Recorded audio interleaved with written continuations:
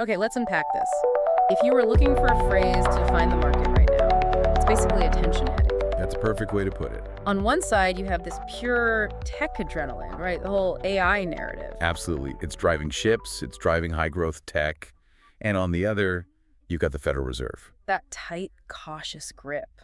And it's December 9th, 2025, so we have all the usual year-end liquidity worries too. It's an intense tug-of-war. We're seeing the U.S. 10-year Treasury note holding firm right around that 4.16% level. And on the flip side, the most speculative asset, Bitcoin, is hovering right around that huge psychological barrier of $90,000. Right. When your benchmark for safety and your benchmark for risk are both at these tense levels, you know the market is wrestling with something big. Let's start with that bedrock then, the macro context. Rates, inflation. What's a yield curve telling us? Well, the bond market can't make up its mind. The 10 years at 4.16%, like we said, while the 2 years a bit lower, maybe 3.56%. So that curve is positive, but it's very nearly flat. Why is that so significant?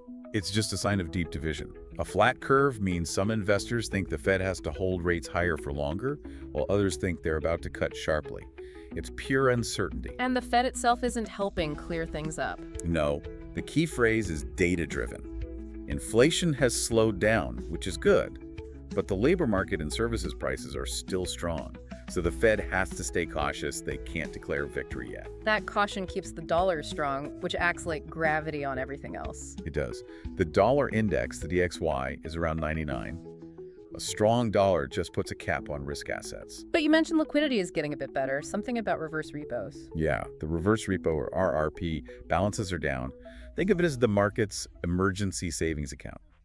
The fact that money is flowing out of it means the year-end liquidity crunch is easing.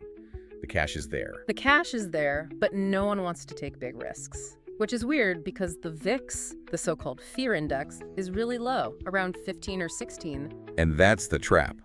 A low VIX suggests complacency. It means the market is betting everything will be fine, but it also means it's totally unprepared for a shock.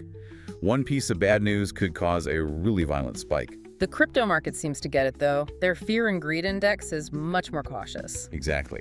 They are much more tuned in to liquidity issues, and they're not buying into the everything is fine narrative just yet. Okay, let's pivot to where that adrenaline is coming from, the core assets. What's driving stocks? The broad indexes, like VOO and QQQM, are basically trapped. The Fed's caution is the ceiling, but the AI news is the floor.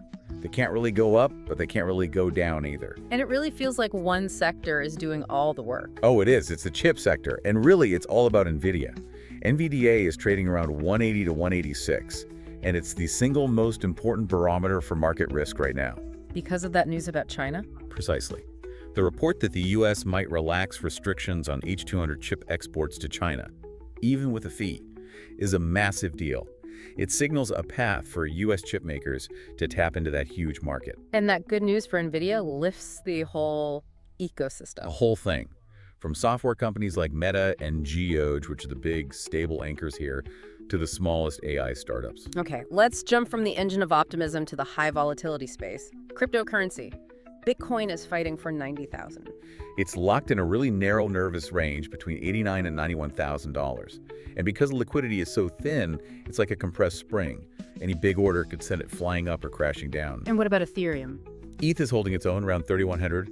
It's really driven by on-chain activity and the broader sentiment around potential ETFs. Now, we have to talk about the most extreme end of the speculation, these pre-stocks. Yes.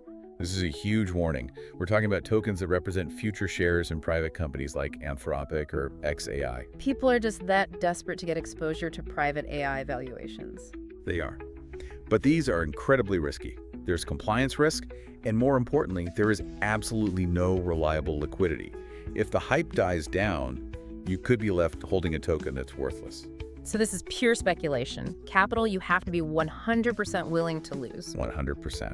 It's the ultimate example of that AI adrenaline we talked about. Okay, let's tie this all together. What's the strategy in a market this divided? It has to be a layered approach. First, some tactical, event-driven trading. Think NVDA on that positive chip news. But you have to use ironclad stop losses. Be ready to get out fast. But that sounds risky with thin liquidity. Which is why strategy 2 is non-negotiable. Risk management. You have to hold a significant cash or stablecoin buffer. If the Fed spooks the market, everything could fall at once, and cash is your only protection against that contagion. So a small tactical bucket and a big safety bucket. What about Bitcoin and those pre-stocks? For Bitcoin and Ethereum, it's cautious range-bound trading. For the pre-stocks, it's only tiny, highly scrutinized speculative positions. The risks are just too high for anything else. So to synthesize, the market is being pulled in two directions. AI news is pulling it up, Fed caution is holding it down. The advice is to structure your holdings with a core, a tactical slice, and a necessary cash buffer. That's the only way to maintain stability and flexibility heading into the end of the year. Which leaves us with a final provocative thought for you. We know institutions are being told to hold cash, to be prudent. Given that, and given the extreme volatility and liquidity risk in assets like the Anthropic pre-stocks, Right. What happens when a big player has to sell? Does that institutional need for caution mean the buyer base for these super speculative assets just isn't there? It really raises the question, if the big money stays on the sidelines, who's left to hold the bag when the music stops? Something to mull over as you watch the final moves of 2025. That was a deep dive.